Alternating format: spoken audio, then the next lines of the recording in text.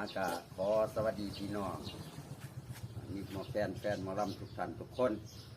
วันนี้กับผมหมอลำประพันธ์หน่อยลมปัดไผ่มาออกรายการมาลองมาลำฝากเสียงให้กับพี่น้องมีหมอแฟนหมอลำฟังในมือนี้จักก่อนสองก่อนบัดนี้ก็ได้เวลาแล้วขอเชิญพี่น้องรับชมรับฟังได้เลยครับ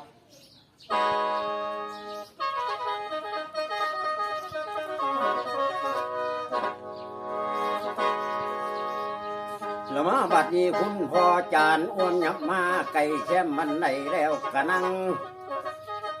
กองไฟเหมือดฟื้นดังน้ำหมอกตกงานหน่อยจนไม่คุ้ยได้ปินหัน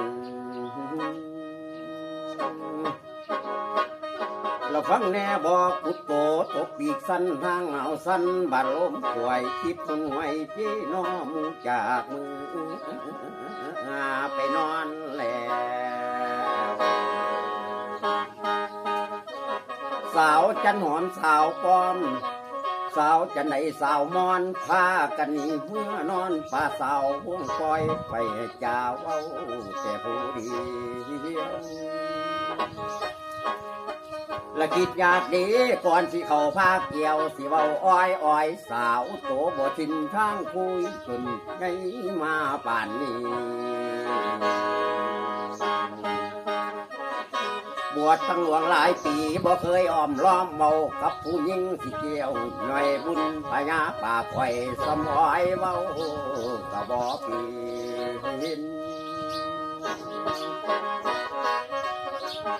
ก็เคยแต้วเอาหยอกเล่นน้ำตั้งแต่อีปีอี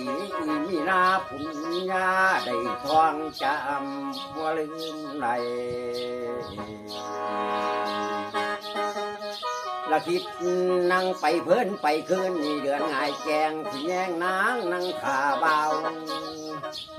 มันสิถูกหรือผิดสิร้องไปกล่าวเอาเสาพวงหัวยุ่ม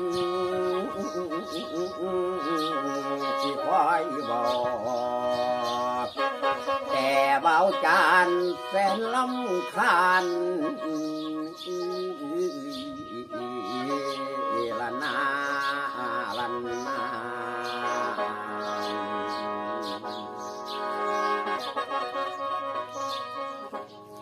ละมาบัดนี้คุณพ่อเห็นแต่แตกอายไปอยู่กำไฟประจักษ์ตาหลายปีมาแต่คนตื่นหน้าตื่นคมละทมแขน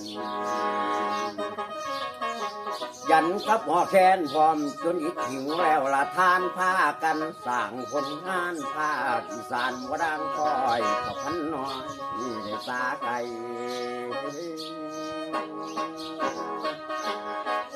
แฟนเอ้ยบางเชื่อคนใส่ลายปลายซื้อไปทางเสียหอดหัวเลียแนวใดมุนทลายแล้วทางหลอตัวผมยังขาวผ่องบ่มัวหมอกในคนตัวยังอยู่ลุกตีนผู้เรือคำเป็นทินบ้านสถานห่องทินผู้ไทยการทางลำว่าสิหยุดพักไว้วางปล่อยแล้วทางก่อนแฟนทั้งหลายยังมาวอนสู่ต่อไปจังรวมเขาตัวของผม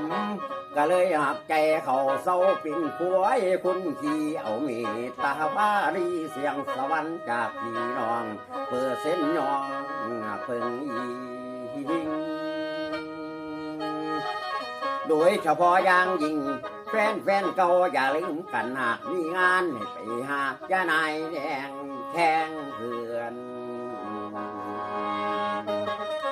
ผมขอเรียนแฟนเขาชาวอีสานทุกท้องที่สำหรับตัวของผมบ่ผิดหวังดอกพี่น้องเสียงลำลองหากอยู่คงใส่ห้อง